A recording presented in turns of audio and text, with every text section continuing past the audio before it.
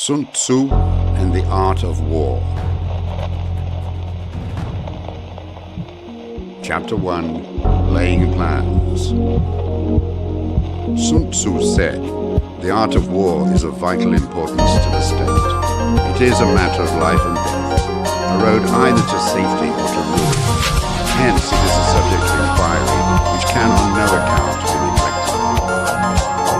The art of war, then, is governed by 5 constant factors to be taken into account in one's deliberations when seeking to determine the conditions to take in the field.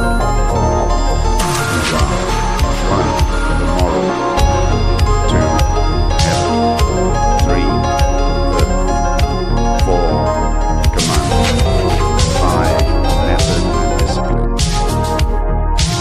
Moral law causes the people to be in complete accord with their rules, so that they will follow them regardless of their lives, undismayed by any danger. Heaven signifies night and day, cold, time, season.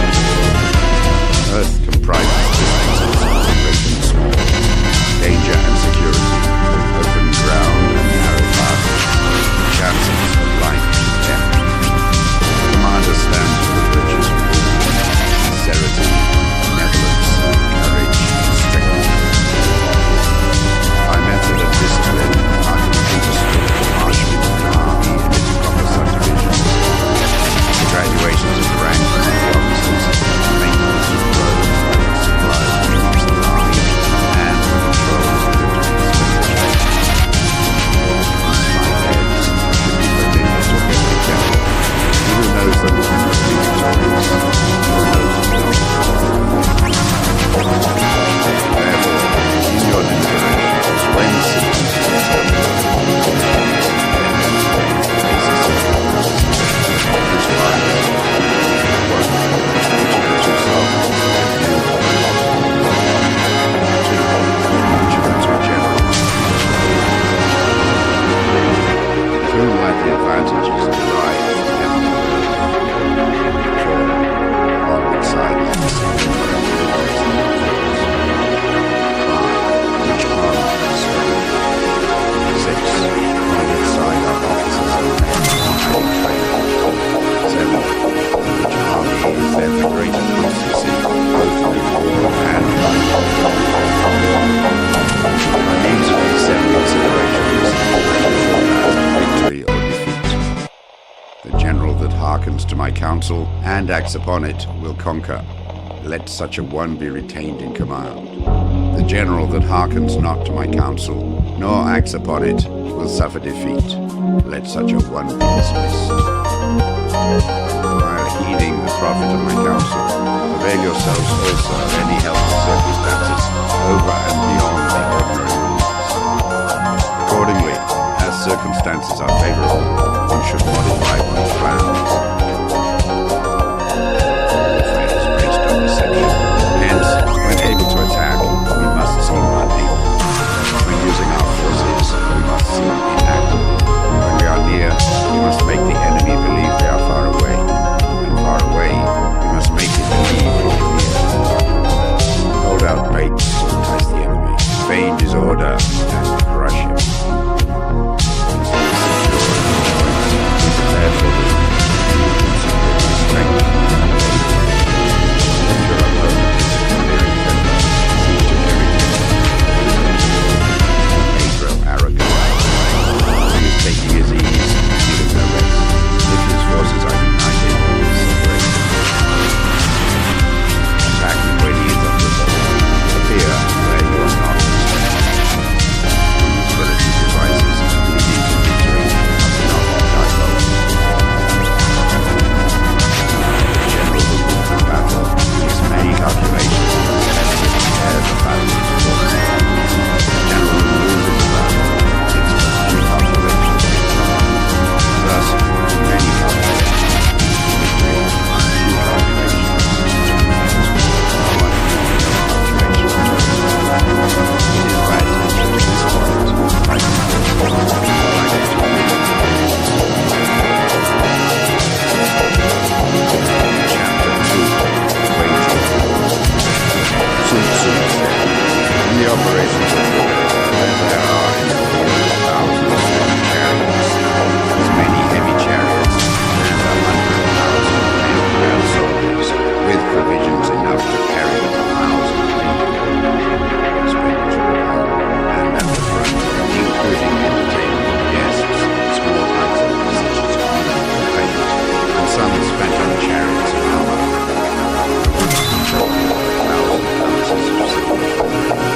Such is the cost of raising an army of 100,000. Engage in actual fighting if victory is coming, then men's weapons will grow dull, and their ardor will be damped. If you lay siege to a town, you will exhaust your strength. Again, if the campaign is protracted, the resources of the state will not be equal to the strain. Now, if your weapons are dull, your ardor damped, your strength exhausted, and your trade spent. The chieftains will spring up to take advantage of your extremity. Then, no man, however wise, will be able to avert the consequences that must ensue.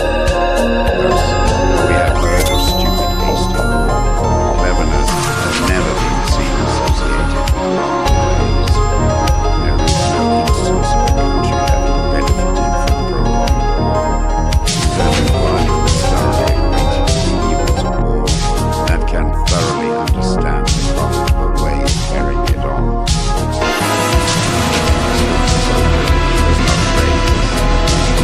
Neither army supply wagons nor forage on the enemy. Have food enough. Poverty of the state exchequer causes alarm by contributions from contributing to maintain existence causes poverty. On the other hand, the proximity of home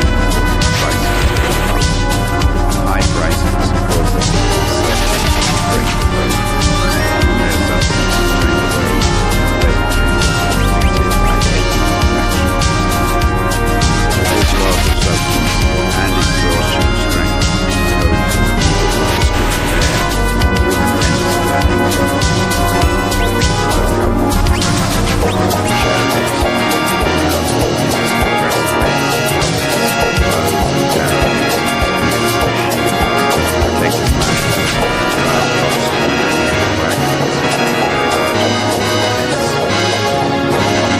hence a wise general makes a cartload of the enemy's provisions is equivalent to 20 of one ton, and likewise a single big order is equal to 20 tons. Now, in order to kill the enemy, our numbers have only the advantage for defeating the enemy. They must have their importance. Therefore, in chariot fighting, 10 or more chariots are our own flags should be substituted for those of the enemy, and the chariots mingled and used in conjunction with our own. The captured soldiers should be kindly treated and kept. This is called using the conquered foe to augment one's own strength. In war, then, let your great object be victory, not lengthy campaigns. Thus it may be known that the leader of armies is the arbiter of the people's fate, the man on whom it depends whether the nation shall be at peace or in peril. Chapter 3. Attack by Strategy. Sun Tzu said, "The practical art of war, the best thing of all is to take the enemy's country whole and intact. To shatter and destroy it is not so good. So too, it is better to recapture an army entire than to destroy it, to capture a regiment intact, or a company entire and destroy it. Hence, to fight and conquer all the battles is not supreme excellence. Supreme excellence consists in breaking the enemy's resistance. Now,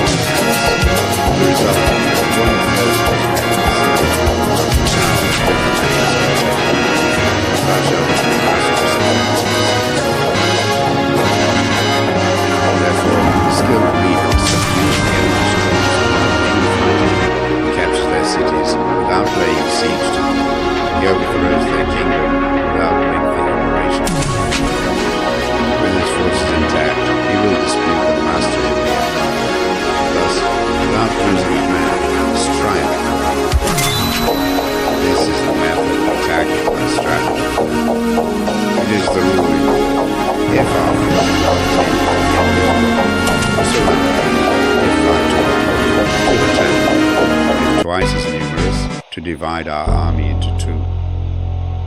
If equally matched, we can offer battle. If slightly inferior in numbers, we can avoid the enemy. If quite unequal in every way, we can flee from him. Hence, though an obstinate fight may be made by a small force, in the end, it must be captured by the larger force. The general is the bulwark of the state. If the bulwark is complete at all points, the state will be strong. If the bulwark is defective, the state will be weak. There are three ways in which a ruler can bring misfortune upon his army: by commanding the army to advance or to retreat, being ignorant of the fact that it cannot obey. This is called hobbling the army. By attempting to govern an army in the same way as he administers a kingdom, being ignorant of the conditions of the reigns.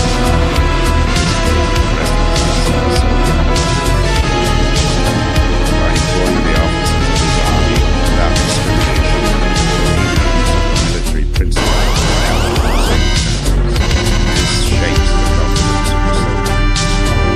But when the army is restless and distrustful, trouble is sure to come with other anarchy, armies, and fleeing victories. Thus we may know that there are 5 essential rules. 1. He will win who knows when he comes to the army. 2. He will win who knows how to handle both superior and inferior forces. 3. He will win his army is animated by the same spirit without all. 4. He will win who is prepared himself and waits to take the enemy's under attack. 5. He will win who knows military capacity and is interfered with.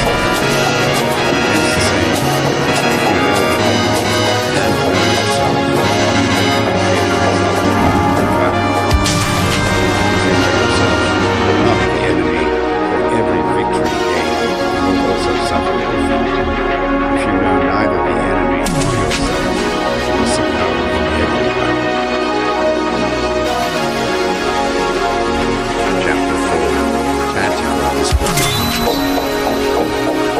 Sun Tzu said, the good fighters of old first put themselves beyond the obstacle, then waiting for opportunity. To secure ourselves against defeat lies in our own hands, but the opportunity of defeating the enemy is provided by the enemy himself. Thus, the good fighter is able to secure himself against defeat, but cannot make certain of defeating the enemy. Hence the saying, one may know how to conquer without being able to do it. Security against defeat implies defensive tactics. Ability to defeat the enemy means taking the offensive. Standing on the defensive indicates insufficient strength. Attacking a superabundance of strength. The general who is skilled in defense hides in the most secret recesses of the earth.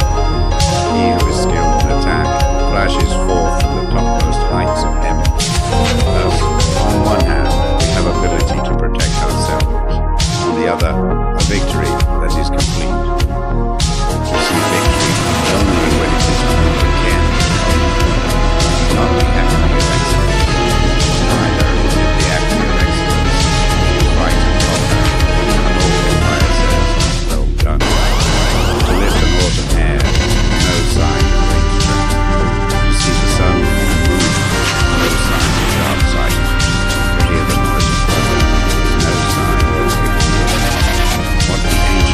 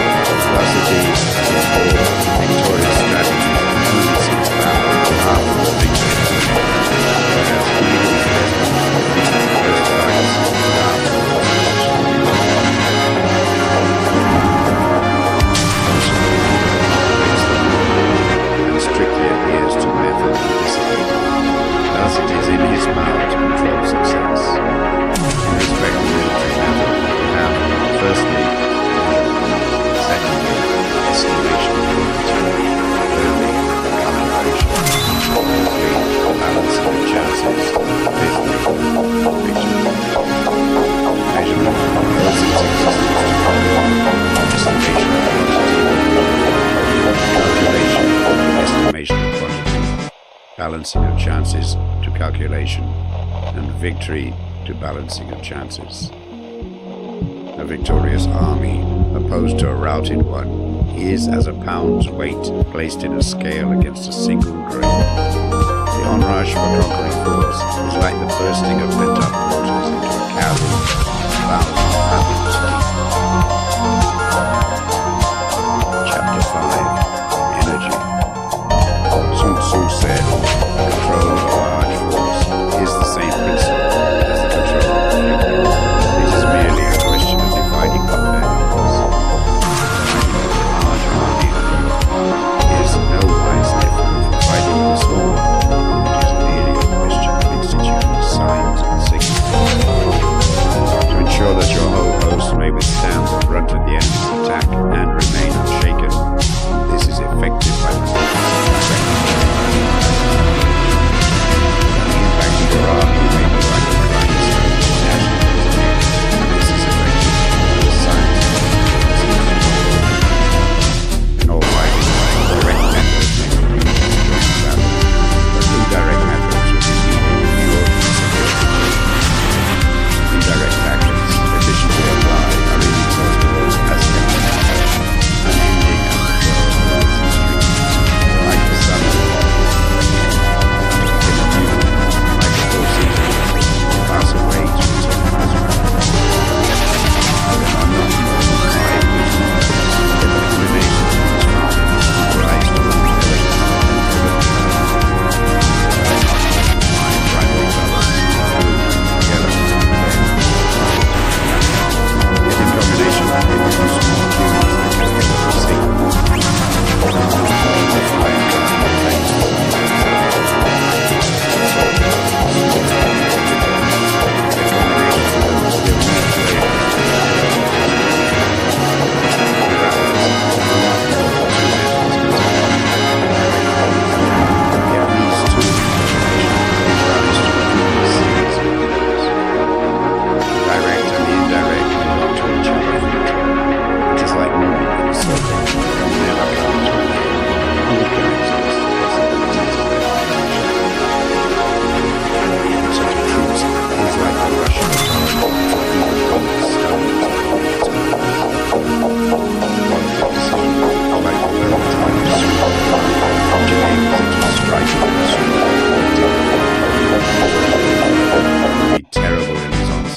and prompt in his decision.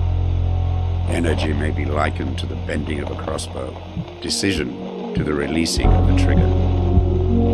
Amid the turmoil and tumult of battle, there may be seeming disorder, and yet no real disorder at all. Amid confusion and chaos, your array may be without head or tail, yet it will be proof against defeat. Simulated disorder postulates perfect discipline. Simulated fear postulates courage. Simulated weakness postulates strength. Finding order between the blood and disorder is simply a question of subdivision. Conceiving courage after a show of timidity presupposes a fund of latent energy. Masking strength and weakness is to be affected by tactical disposition. Thus, one who is skillful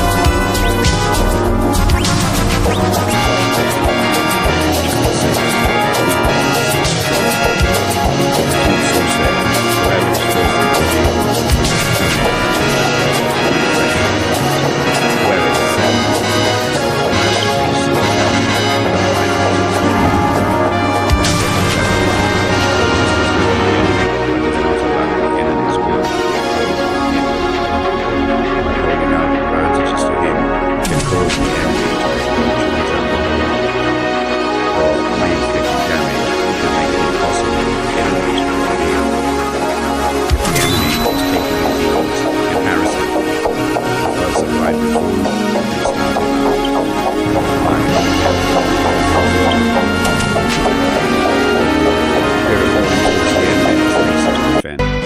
march swiftly to places where you are not expected. An army may march great distances without distress if it marches through country where the enemy is not. You can be sure of succeeding in your attacks if you only attack places which are undefended. You can ensure the safety of your defense if you only hold positions that cannot be attacked. Hence, that general is skilled in attack whose opponent does not know how to defend. And he is skillful in defense whose opponent does not know what to attack.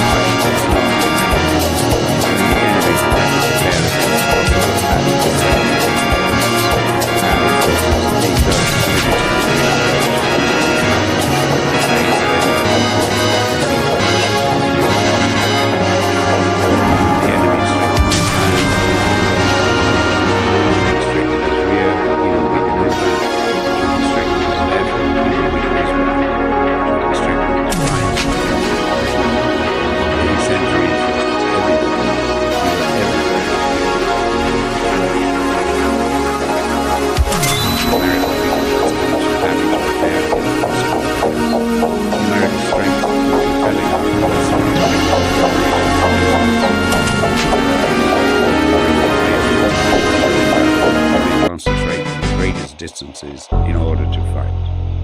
But if neither time nor place be known, then the left wing will be impotent to succor the right equally impotent to succor the left, the van unable to relieve the rear to support the van.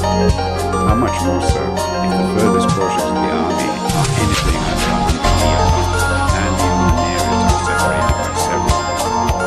Though according to my estimate, the soldiers away exceeded our own number, shall advantage them nothing in the matter of it.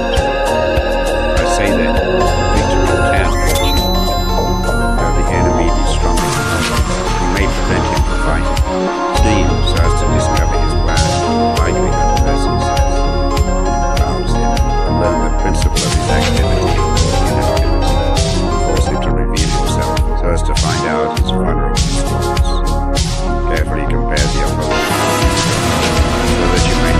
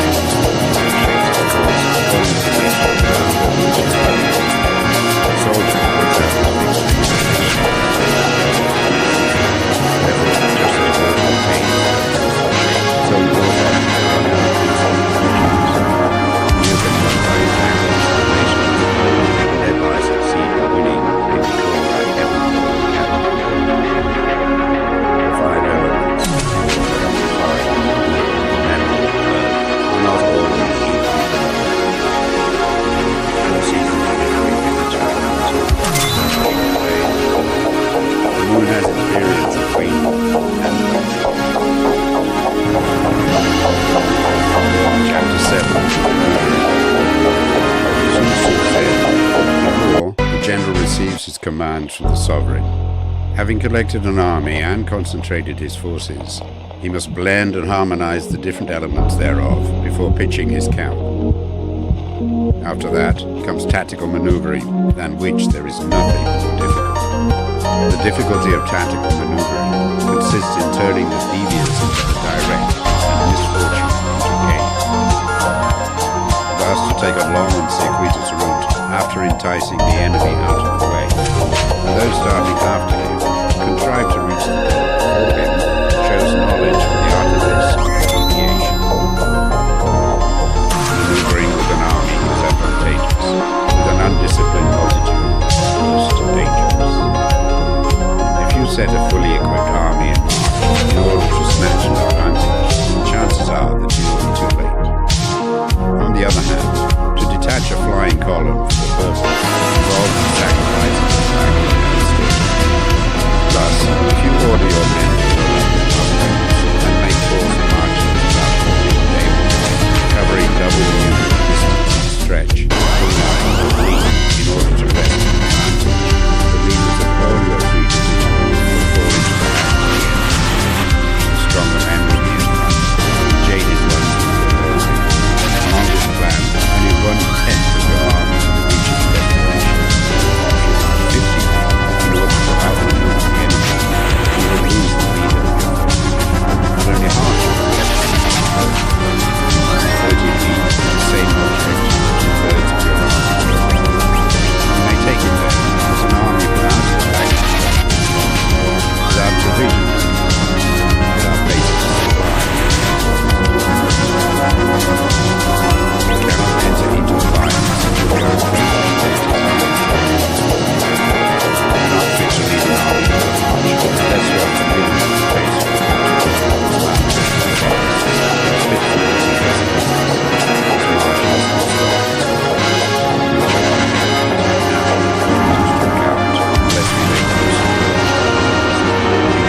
practice dissimulation, we succeed. To concentrate or to divide your troops, decided by circumstances. Let your rapidity be that of the wind, your compactness that of the forest. Raiding and plundering be like fire, immovability is like a mountain. Let your plans be dark and impenetrable at night.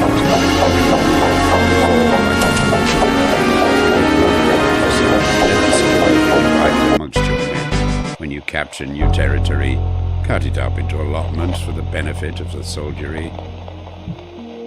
Ponder and deliberate before you make a move. He will conquer who has learned the artifice of deviation. Such is the art of maneuvering.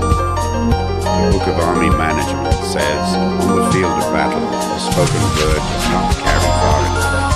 Hence the institution of gongs and drums. Nor can ordinary objects be seen clearly enough. Hence the institution of banners and flags.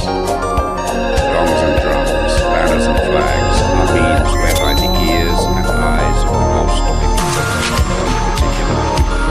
The host, thus forming a single united body, it is impossible either for the brave to advance alone or for the cowardly to retreat alone. This is the art of handling large masses of men. In night fighting, then, make much use of signal fire, and in fighting by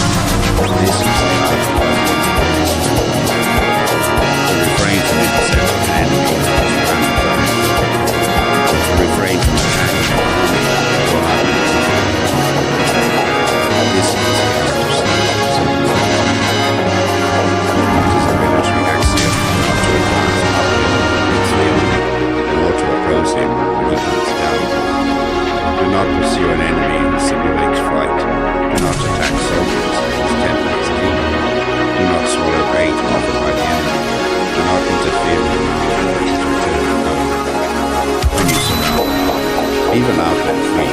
Do not press a desperate foe too long. Such is the art.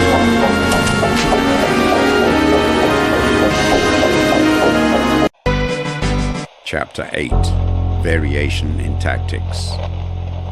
Sun Tzu said, "In war, the general receives his commands from the sovereign, collects his army, and concentrates his forces. When in difficult country, do not encamp.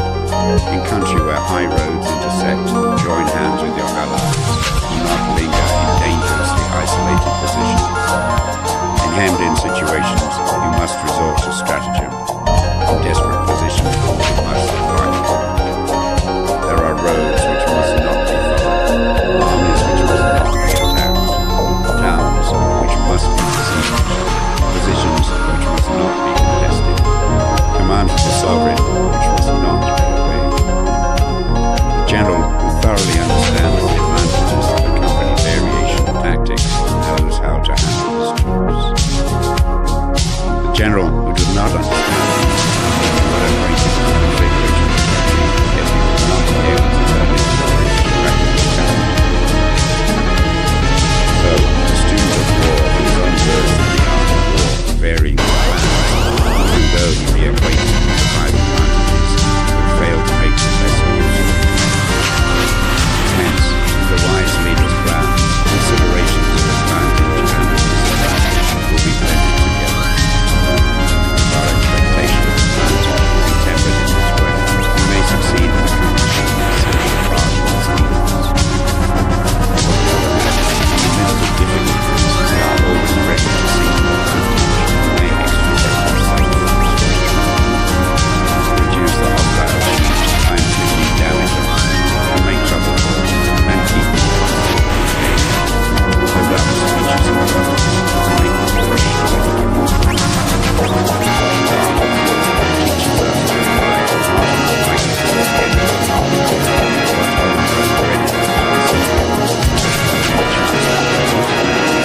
on the readiness of the rather than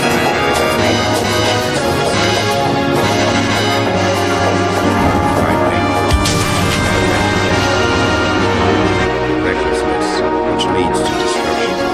2. Cowardice, which leads to capture. 3. A hasty temper, which can be provoked by insults. 4. Delicacy of honor, which is sensitive to shame. 5. Over-solicitude for his men, which exposes him to worry and trouble. These are the 5 essential sins which are when an army is overthrown and its leader slain, the cause will surely be found among these 5 dangerous faults.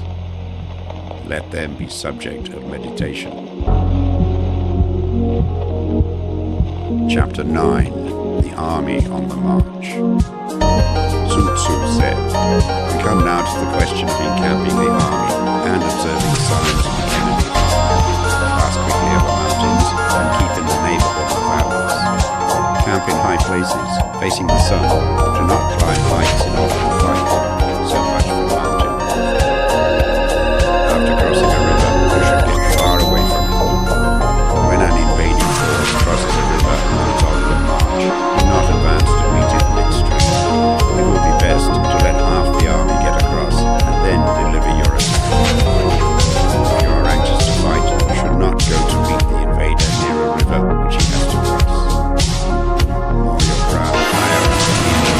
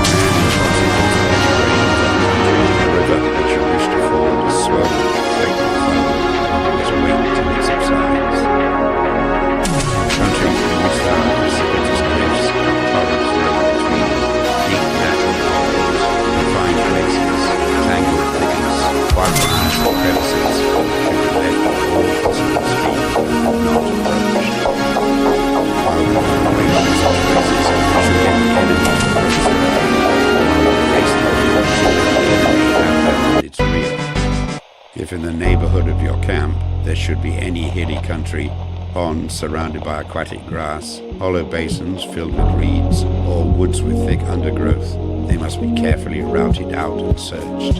For these are places where men in ambush or insidious spies are likely to be lurking. When the enemy is close at hand and remains quiet, he is relying on the natural strength of his position. When he keeps aloof and tries to provoke a battle, he is anxious for the other side to advance. If his place of encampment is easy of access, he is keen to innovate. Movement amongst the trees or the forest shows that the enemy is advancing. The appearance of a number of screens in the midst of thick grass means that the enemy wants to reach its position. The rising of birds in their flight is the sign of an ambuscade. Startled beasts indicate that a sudden attack is the sign of chariots just as well spread over a wide area. When it branches out in different directions, it shows the parties that be sent to go and firewood. A few thousand dust pushing to and fro signifies that the army is encountered. Humble words then include preparations are signs that the enemy is about to advance. Violent language and driving forwards to happen are signs of the enemy. The light chariots and the horse as a sign that the enemy is broken. These proposals, unaccompanied by a sworn covenant, and there is much running about. It means that the quicker the number of with some seen advancing on soldiers now leading to the spears, they are faint and those who are sent to order begin by bringing themselves the enemy sees them around to gain amazing benefits and the soldiers are exhausted. Birds gather on any spot, it is unoccupied, clamor by night for if there is a disturbance in the camp, the general's authority is removed. The banners and flags are shifted about, conditions are different. If the officers are angry, it means the men are weary. When an army flings its horses into the rain, kills its captain, the men are campfires, showing that they will not return to their tents, you may know that they are determined to fight to the death. A sign of men whispering together in small knots or speaking in subdued tones points to disaffection amongst the rank and file. Too frequent rewards signify that the enemy is at the end of his resources. Too many punishments betray a condition of dire distress. To begin by bluster, but afterwards to take fright at the enemy's numbers shows a supreme lack of intelligence. When envoys are sent with compliments in their mouths, it is a sign that the enemy wishes for a truce. If the enemy's troops march up angrily and remain facing ours for a long time without either joining battle or taking themselves off again, the situation is one that demands great vigilance.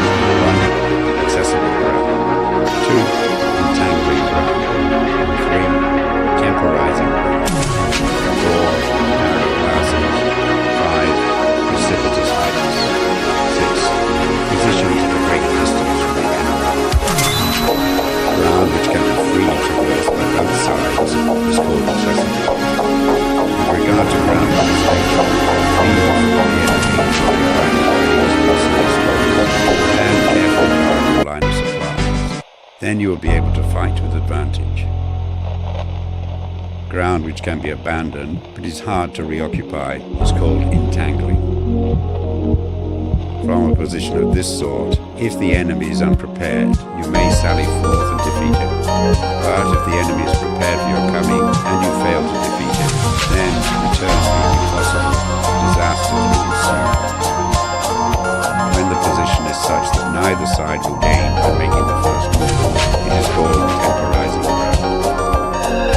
In a position of this sort, even though the enemy should offer us an attractive bait, it will be advisable not to stir forth, rather to retreat, thus enticing the enemy into stir.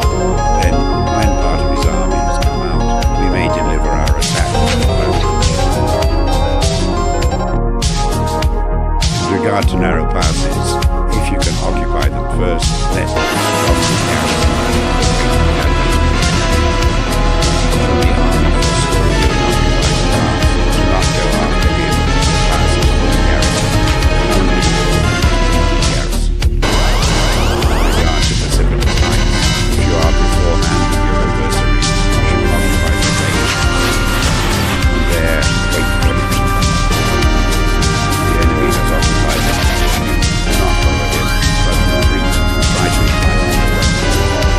If you are situated at a great distance, strength in two arms is equal. It is not easy to get by the back, fighting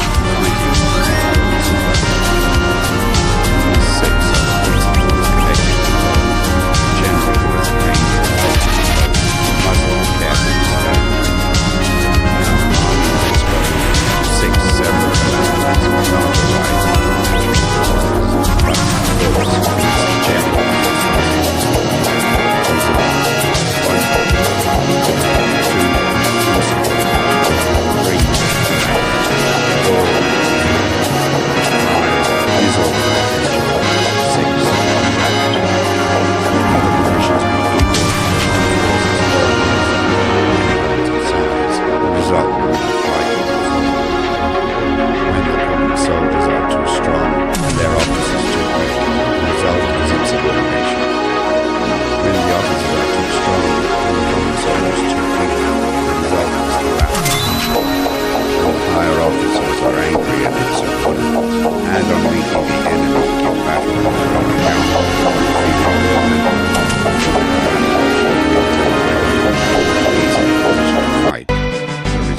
Is ruin. When the general is weak and without authority, when his orders are not clear and distinct, when there are no fixed duties assigned to officers and men, and the ranks are formed in a slovenly, haphazard manner, the result is utter disorganization. When a general, unable to estimate the enemy's strength, allows an inferior force to engage a larger one, or hurls a weak detachment against a powerful one, and neglects to place picked soldiers in the front rank, the result must be rout. There are 6 ways of courting defeat, which must be carefully noted by the general as attained a responsible post.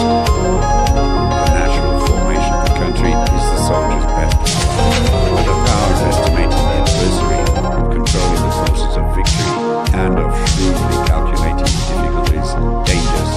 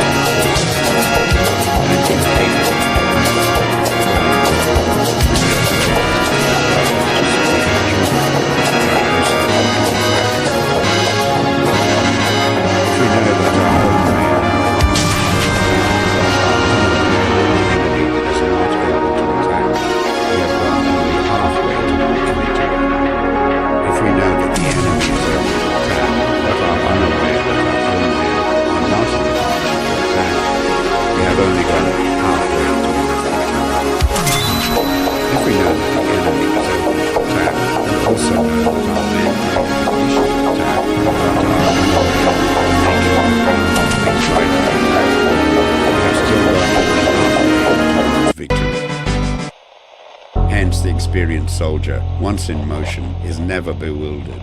Once he has broken camp, he is never at a loss. Hence the saying, if you know the enemy and know yourself, your victory will not stand in doubt. If you know heaven and know earth, you may make your victory complete. Chapter 11. 9 Situations. Sun Tzu said, the art of war recognizes 9 varieties of ground. 1. Dispersive ground. 2. Facile ground. 3. Contentious ground. 4. Open ground. 5. Ground of intersecting highways. 6. Serious ground. 7. Difficult ground. 8. Hemmed-in ground. 9. Desperate ground. When a chieftain is fighting in his own territory, it is dispersive ground. When he has penetrated into hostile territory, but to no great delight, it is facile ground. Ground the possession of which affords great advantage to either side is contentious ground. Ground on which each side has liberty of movement is open ground. Ground which forms the key to 3 contiguous states, so that he who occupies it first has most of the empire at his own, is a ground of intersecting highways. When an army has penetrated into the heart of a hostile country, leaving a number of fortified cities in the rear, is serious ground. Mountain forests, rugged steeps, marshes, fens, all country that is hard to traverse. This is the day. Ground is reached through narrow portals, and from it only acquired by tortuous paths. There is a small number of people who suffice to travel along very well. Hemmed-in ground. Ground on which we can only be safe, especially by fighting without delay, is desperate ground. Dispersive ground, therefore, fight not. On facile ground, hold ground. Contentious ground, attack not. On open ground, do not try to block the enemy's way. On the ground of intersecting highways, join hands with your allies. Serious ground, gather in welcome. Ground, steadily. Hemmed-in ground, resort to stratagem. On desperate ground, fight. Those who were called skillful leaders of old knew how to drive a wedge between the enemy's front and rear, to prevent cooperation between his large and small divisions, to hinder the good troops from rescuing the bad, the officers from rallying their men. When the enemy's men were united, they managed to keep them in disorder. When it was to their advantage, they made a forward move. When otherwise, they stopped still. If asked how to cope with a great host of the enemy in orderly array and on the point of marching to the attack, I should say, begin by seizing something which your opponent holds dear. Then he will be amenable to your will. Rapidity is the essence of war. Take advantage of the enemy's unreadiness. Make your way by unexpected routes. Attack in the darkness. To follow another principle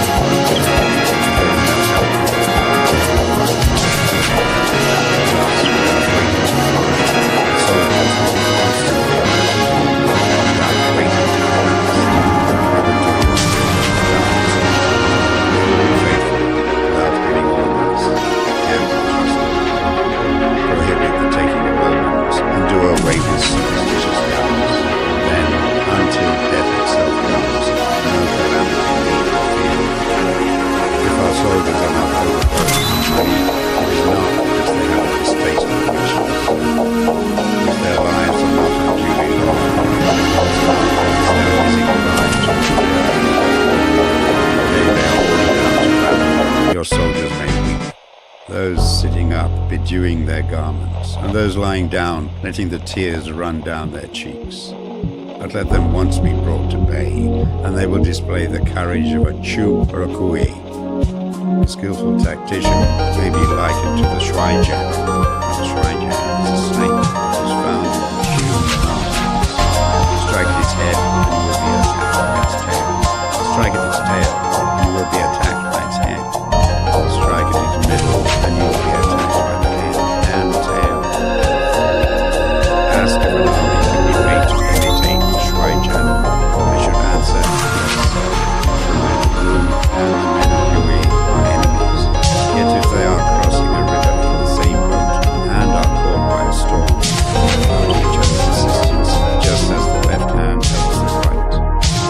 Hence, it is not enough to put one's trust in the tethering of horses and the burying of chariot wheels in the ground. The principle on which to manage an army is to set up one standard of courage which all must have. How to make the best of both strong and weak, that is a question involving the proper use of ground.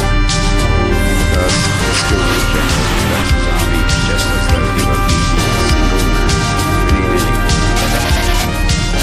It is the business of a general to inquire, and thus ensure secrecy, upright and just, and thus maintain order. He must be able to mystify his opposition and by false reports and enemies, and thus keep them by altering his arrangements and changing his plans, he keeps the enemy without desperate rushing him down and taking safely to moves, preventing the enemy from anticipating his movements. The leader of an army acts like one who is fight so that the battle bearing deep into hostile territory before he shows his head. Burns his hopes and breaks his controls. Like a shepherd driving a flock, he drives his men this way and that, and nothing that he is as to his host to bring it into danger. This may concern the business of the general. Different measures soon undermine the lines to grow the expediency of aggressive or defensive tactics and the fundamental laws of nature. These are faithful when invading hostile territory, the general principle is penetrating deeply brings cohesion. Penetrating but a short way means dispersion. When you leave your own country behind and take your army across neighborhood territory, you find yourself on critical ground. Where there are means of communication on all four sides, the ground is one of intersecting highways. When you penetrate deeply into the country, it is serious ground. When you penetrate but a little way, it is facile ground. When you have your enemy's strongholds on your rear and narrow passes in front, it is envied ground. When there is no place of refuge at all, it is desperate ground. Therefore, on dispersive ground, I would inspire my men with unity of purpose. On facile ground, I would see that there is close connection between all parts of my army. On contentious ground, I would hurry up my rear. On open ground, I would keep a vigilant eye on my defenses. On ground of intersecting highways, I would consolidate my lines. On serious ground, I would try to ensure a climate difficult ground, I would keep pushing on along the road. On safe ground, I would block any way of desperate ground, I would proclaim to my soldiers hopelessness of safety. For it is the soldier's disposition to offer an ultimate resistance around it, to fight hard, to obey promptly when he is all of his way.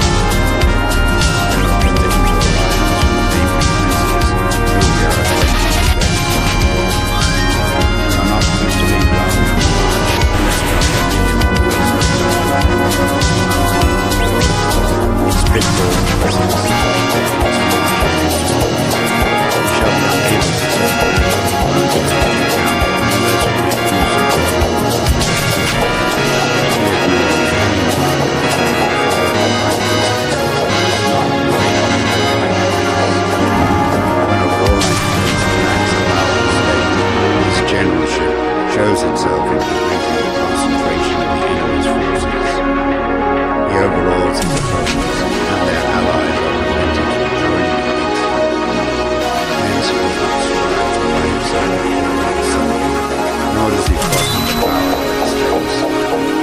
out his own secret designs, keeping his antagonists informed.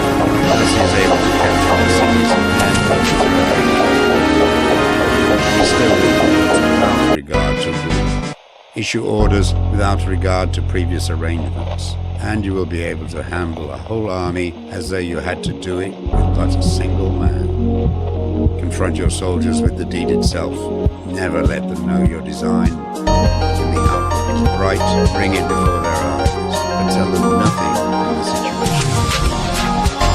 Place your army in deadly peril, and it will survive. Plunge it into desperate straits, and it will come out in safety. For it is precisely when a force has fallen into harm's way that it is capable of striking its way to victory. Success in warfare is gained by carefully accommodating ourselves to the enemy's weapons. By persistently hanging on to the enemy's flank, we shall succeed in the long run, even killing the commander-in-chief. This is called ability to accomplish a thing by sheer cunning. On the day that you take up destroy the official town, stop the passage of all citizens. Spin the council chamber so that you may control the situation. The enemy leaves the door open, you must rush it. Forestall your opponent, easy your guns near, and subtly contrive to find it arrival. Walk in the path designed by rule, and accommodate yourself to the enemy until you can fight precisely. First then, exhibit the coyness of a maiden until the enemy is captured. Afterwards, emulate the rapidity of the enemy, and it will be too late.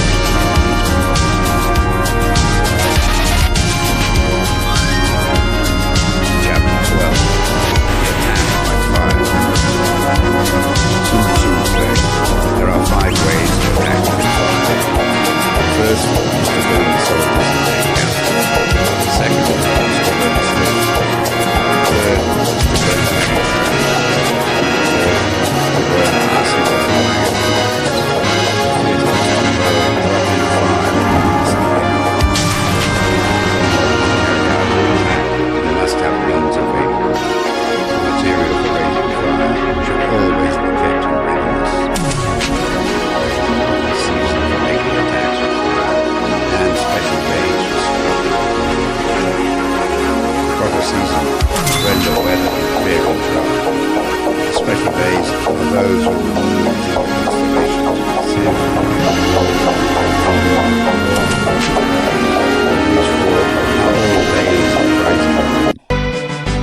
In attacking with fire, one should be prepared to meet 5 possible developments. When fire breaks out inside the enemy's camp, respond at once with an attack from without. If there is an outbreak of fire, but the enemy's soldiers remain quiet, bide your time and do not attack. When the force of the flames has reached its height, follow up with an attack, if that is practical. If not, stay where you are. If it is possible to make an assault with fire from without, do not wait for it to break out within, but deliver your attack on the field. When you start a fire, eat as windward of it, and not attack. The wind rises in the daytime lasts long, the night breeze soon falls. In every army, 5 developments can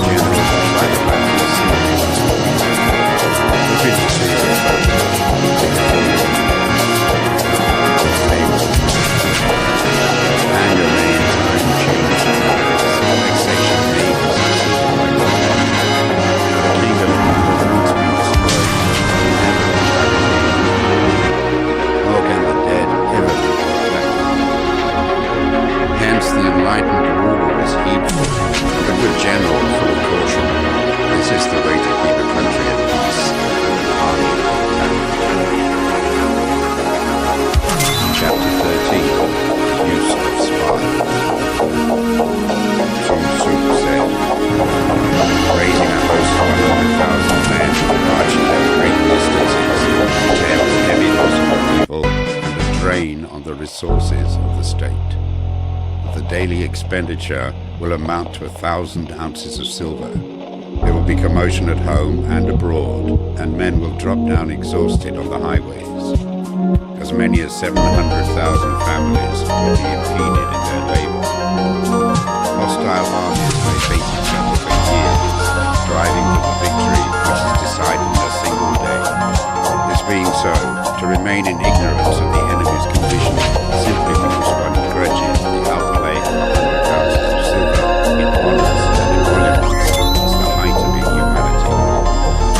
One who acts thus is no leader of men, no present help to his sovereign, no master of victory. Thus, what enables the wise sovereign and good general to strike and conquer and achieve things beyond the reach of ordinary men is foreknowledge. Foreknowledge cannot be elicited from spirit. It cannot be obtained deductively from experience or by any deductive calculation. Knowledge of the enemy's disposition can only be obtained from other men. Hence the use of spies, of whom there are 5 classes. 1. Local spies. 2. Inward spies. 3. Convergent spies. 4. Five. Survival spies. And these 5 kinds of spies are none have discovered the secret system. This is called divine manipulation of the brain. It is the sovereign's most precious faculty. Having local spies means employing the services of inhabitants.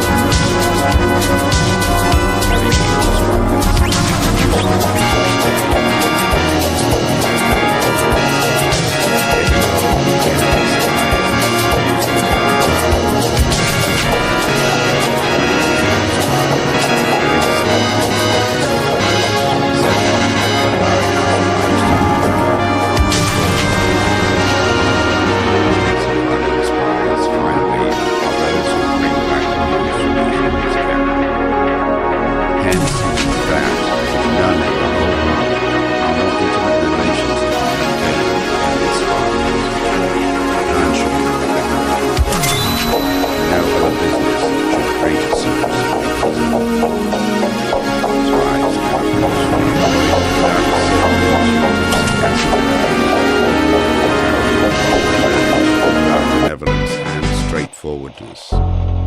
Without subtle ingenuity of mind, one cannot make certain of the truth of their reports. Be subtle, and use your spies for every kind of business. If a secret piece of news is divulged by a spy before the time is ripe, he must be put to